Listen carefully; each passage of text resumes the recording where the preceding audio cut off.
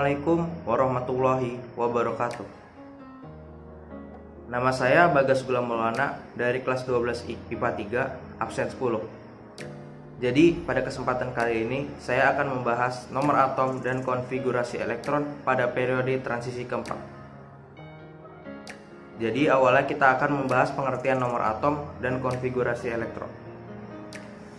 Nomor atom memiliki pengertian yaitu nomor yang menunjukkan jumlah muatan positif dalam inti atom atau yang disebut proton. Menurut Henry Moseley, jumlah muatan positif setiap unsur bersifat karakteristik yang berbeda-beda. Jadi, unsur yang berbeda akan mempunyai nomor atom yang berbeda pula. Dan untuk jumlah muatan positif atau nomor atom diberi lambang Z. Lalu selanjutnya kita akan menuju ke pengertian konfigurasi elektron. Konfigurasi elektron ialah susunan elektron dari atom ataupun molekul pada sebuah orbital.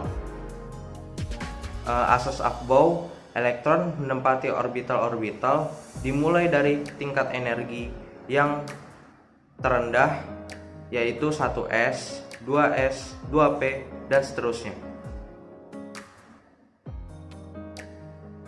Nah, di sini saya memiliki gambar konfigurasi elektron menurut asas Aufbau.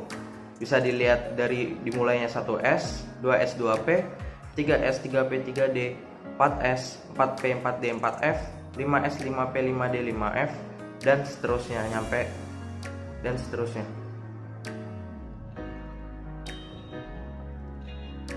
Lalu kita akan membahas nomor atom dan konfigurasi elektron pada periode transisi keempat.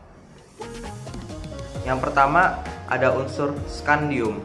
Skandium memiliki lambang atom Sc dengan nomor atom 21 dan konfigurasi elektron Ar, 3d1 dan 4s2. Lalu ada titanium dengan lambang atom Ti dan nomor atomnya 22.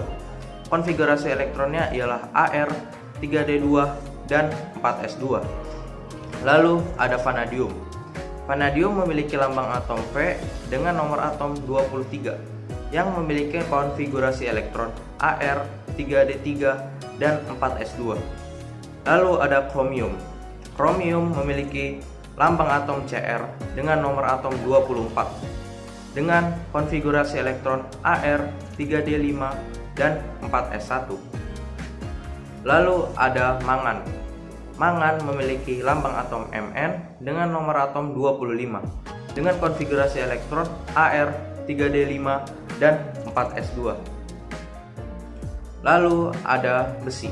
Besi memiliki lambang atom Fe dengan nomor atom 26 dan konfigurasi elektronnya ialah Ar, 3d6 dan 4s2. Lalu ada kobalt yang memiliki lambang atom Co dengan nomor atom 27 dan konfigurasi elektronnya ialah Ar, 3d7 dan 4s2. Lalu selanjutnya ada nikel dengan lambang atom Ni dengan nomor atom 28 dan memiliki konfigurasi elektron Ar, 3d8 dan 4s2. Tembaga. Lalu selanjutnya ada tembaga dengan lambang atom Cu dan nomor atom 29 dengan konfigurasi elektron Ar, 3d10 dan 4s1. Dan yang terakhir ialah seng. Seng memiliki lambang atom Zn dengan nomor atom 30 dan konfigurasi elektronnya ialah Ar, 3d10 dan 4s2.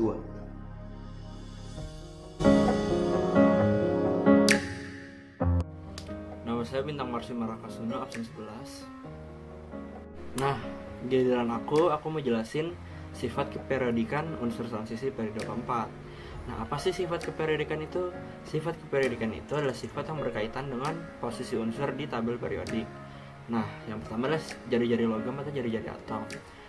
Skandium mempunyai jari-jari logam 144 pikometer, titanium 132, vanadium 122, krom 118, mangan 117, ferrum 117, kobalt 116, nikel 115, cuprum 117 dan zinc 125. memang seharusnya makin ke kanan tuh jari-jari makin kecil, cuman di cuprum dan zinc punya aturan berbeda. Nah, sifat berikutnya adalah energi ionisasi. Energi ionisasi adalah energi yang diperlukan untuk suatu unsur melepas elektron valensi. Nah, energi ionisasi dari scandium adalah 631, titanium 658, vanadium 650, krom 653, mangan 717, ferum 759, kobalt 758, nikel 737, cuprum 746, dan zinc 906. Nah, secara umum dari kiri ke kanan energi ionisasinya makin besar walaupun tidak selalu naik. Ini dipengaruhi oleh besarnya elektrovalensi yang ada di masing-masing unsur. Nah, sifat berikutnya adalah keelektronegatifan. Keelektronegatifan itu adalah seberapa mudah suatu unsur untuk melepas atau mengikat elektron valensi. Nah, elektron valensi dari scandium adalah 1,3, titanium 1,5, vanadium 1,6, krom 1,6, mangan 1,5, ferum 1,8, kobalt 1,8, nikel 1,8, cuprum 1,9, dan zinc 1,6. Nah, bisa dilihat dari tabel kalau makin ke kanan tuh makin tinggi, kecuali di mangan dan zinc yang turun. Terus sifat berikutnya adalah bilox maksimum. Bilox maksimum dari scandium adalah plus 3, titanium plus 4, vanadium plus 5, krom plus 6, mangan plus 7, ferum plus 6, kobalt plus 5, nikel plus 4, cuprum plus 3, dan zinc plus 2. Kalau dari tabel bisa dilihat kalau bilangan oksidasi paling tinggi ada di mangan. Di kiri mangan dan kanan mangan itu akan semakin kecil. Sekian mungkin sifat periodikan, kita lanjut ke sifat berikutnya. Saya Dila Octaviani, absen 14.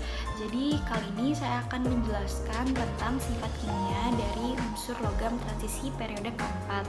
Yang pertama ada sifat logam.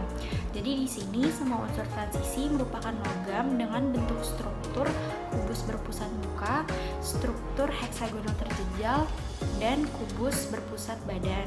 Yang kedua ada membentuk ion kompleks. Jadi semua unsur transisi periode keempat ini dapat membentuk ion kompleks. Yang ketiga adalah sebagai katalis. Jadi di sini nikel mampu berperan sebagai katalis heterogen dengan senyawa lainnya. Yang keempat ada warna ion transisi seperti yang ada di kanan dan kiri saya. Jadi warna pada unsur transisi ini memang umum. Biasanya memang unsur transisi itu berwarna. Hal itu tuh disebabkan karena subkulit D-nya terisi tapi tidak penuh. Nah, dia juga bisa nggak berwarna kalau misalkan subkulit D-nya itu terisi penuh atau kosong. Halo, nama saya Kelvin Manurung dari absen 22. Saat ini saya ingin menjelaskan tentang sifat fisis dari unsur transisi periode keempat. Sifat fisis dapat kita bedakan menjadi 6. Yang pertama titik didih dan titik leleh, yang kedua jari-jari atom, yang ketiga energi ionisasi, yang keempat keelektronegatifan, yang kelima massa jenis, dan yang keenam sifat magnet. Titik didih dan titik leleh. Secara umum periode keempat memiliki titik didih yang tinggi, cenderung meningkat dari kiri ke kanan atau dari scandium sampai zinc. Namun ada perbedaan di atom zinc. Zinc memiliki titik didih yang rendah karena konfigurasi elektron pada subkulit D sudah terisi penuh, sehingga atom zinc tidak dapat berikatan kovalen dengan atom lain. Untuk lebih jelasnya bisa dilihat dari tabel berikut. Titik didih dari scandium sekitar 1500 dan cenderung meningkat sampai kromium, lalu menurun sampai ke zinc. Titik didih pun sama, dari scandium sampai kromium cenderung naik, dari manganat sampai zinc cenderung turun. Yang kedua ada jari-jari atom. Jari-jari atom unsur-unsur transisi periode keempat cenderung tidak teratur dari kiri ke kanan. Hal ini disebabkan karena banyaknya elektron-elektron 3D yang saling tolak-menolak yang dapat memperkecil gaya tarik inti atom terhadap elektron di sekitarnya. Jari-jari atom dihitung dengan skala angstrom. 1 angstrom sama dengan 0,1 nanometer. Skandium berukuran 1,61 angstrom, titanium berukuran 1,45 angstrom, vanadium berukuran 1,31 angstrom, kromium berukuran 1,25 angstrom, mangan berukuran 1,37 angstrom, besi berukuran 1,24 angstrom, kobalt berukuran 1,25 angstrom, nikel berukuran 1,25 angstrom, tembaga berukuran 1,28 angstrom, dan seng 1,34 angstrom. Energi ionisasi.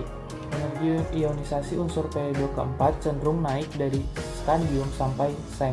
Hal ini disebabkan karena jari-jari atom dari skandium ke seng cenderung mengecil, sehingga energi untuk melepas elektron dari pengaruh inti atom lebih besar. Jadi semakin kecil jari-jarinya, energi untuk melepaskan elektron dari kulit-kulit itu semakin besar karena ada gaya tarik terhadap intinya itu. Energi ionisasi dihitung dengan skala kilojoule per mol. Skandium, energi ionisasinya 631 kilojoule per mol. Titanium 658 kilojoule per mol. Vanadium 650 kilojoule per mol. Kromium 653 kilojoule per mol. Mangan 717 kilojoule per mol. Besi 759 kilojoule per mol. Cesium 758 kJ per mol, nikel 737 kJ per mol, tembaga 745 kJ per mol, dan seng 909 kJ per mol. Lalu ada keelektronegatifan. Keelektronegatifan adalah kecenderungan atom untuk mengikat atom lain.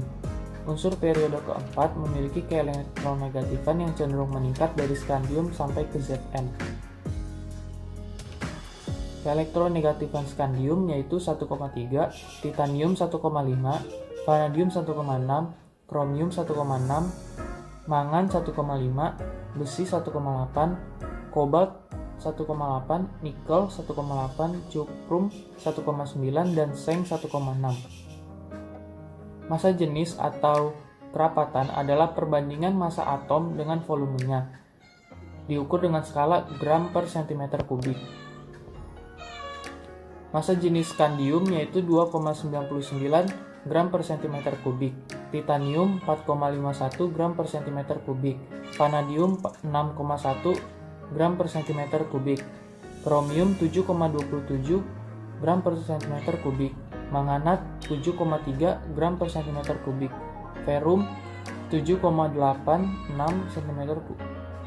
gram per cm kubik, kobalt 8,9 gram per cm kubik, nikel 8,9 gram per cm kubik, tembaga 8,92 gram per cm kubik, dan seng 7,1 gram per cm kubik. Lalu ada sifat magnet.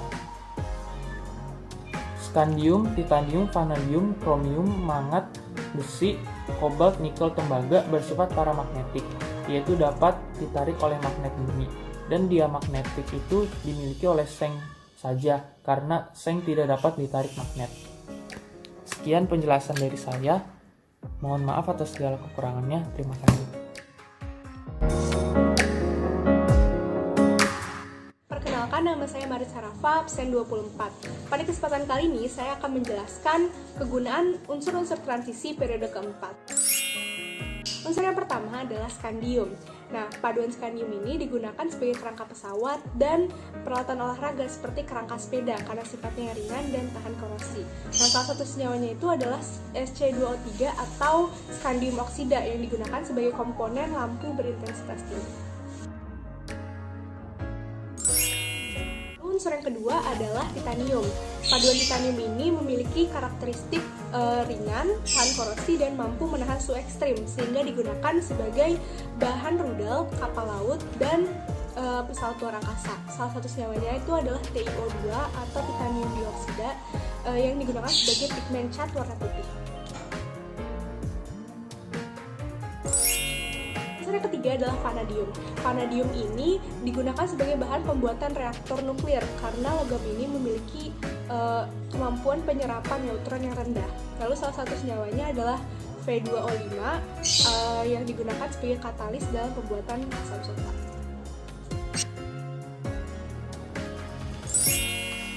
Unsur yang keempat adalah kromium. Salah satu contohnya adalah stainless steel yang digunakan sebagai alat-alat rumah tangga. Lalu ada juga Na2Cr2O7 atau natrium dikromat yang digunakan sebagai pembersih keramik. Unsur kelima adalah mangan. Nah, salah satu senyawanya adalah MnO2 yang digunakan sebagai pigmen cat warna coklat dan baterai. Ada juga KMnO4 atau kalium permanganat yang digunakan sebagai obat antiseptik. Unsur yang keenam adalah Fe atau besi. Nah, salah satu senyawanya adalah FeSO4 yang digunakan sebagai pereduksi kromium. Ada juga FeCl3 yang digunakan sebagai pengolahan air limbah dan pewarna tekstil.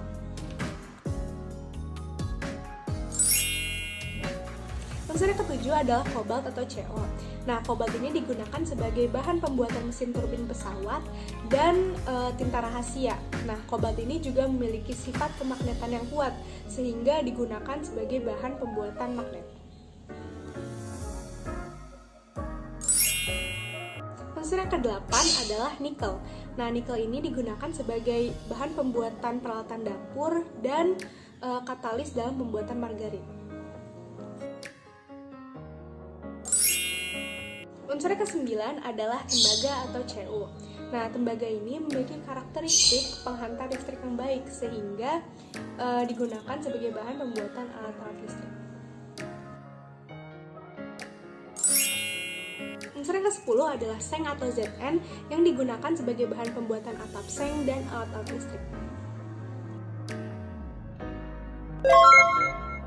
Selanjutnya saya akan menjelaskan mengenai kelimpahan unsur di alam. Nah, unsur-unsur transisi periode 4 ini sendiri banyak ditemukan dalam bentuk mineral di alam. Unsur yang pertama adalah skandium. Nah, skandium ini jarang ditemukan di alam karena jumlahnya yang sedikit.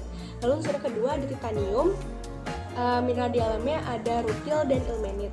Lalu unsur yang ketiga ada vanadium dan mineral di alamnya adalah vanadin. Lalu unsur yang keempat adalah kromium dan mineral di alamnya ada kromit. Lalu unsur yang kelima ada mangan dan mineral di alamnya ada perolusite. Lalu unsur yang keenam adalah besi dan mineral di alamnya ada hematit, magnetit, siderit, limonit, dan pirit. Lalu unsur yang ke-7 ada Co atau kobalt dan mineral di alamnya ada kobaltit. Lalu unsur yang ke-8 ada nikel dan mineral di alamnya ada penlandit dan gamerit. Lalu unsur yang ke-9 ada Cu atau tembaga dan mineral di alamnya ada kalkosit dan kalkopirit. Lalu unsur yang ke-10 yang terakhir adalah seng atau Zn dan mineral di alamnya ada seng blend. Sekian penjelasan dari kelompok kami mengenai unsur-unsur transisi periode keempat. Mohon maaf apabila terdapat banyak kesalahan dan semoga bermanfaat. Terima kasih yang sudah menonton. Jangan lupa jaga kesehatan. Dadah!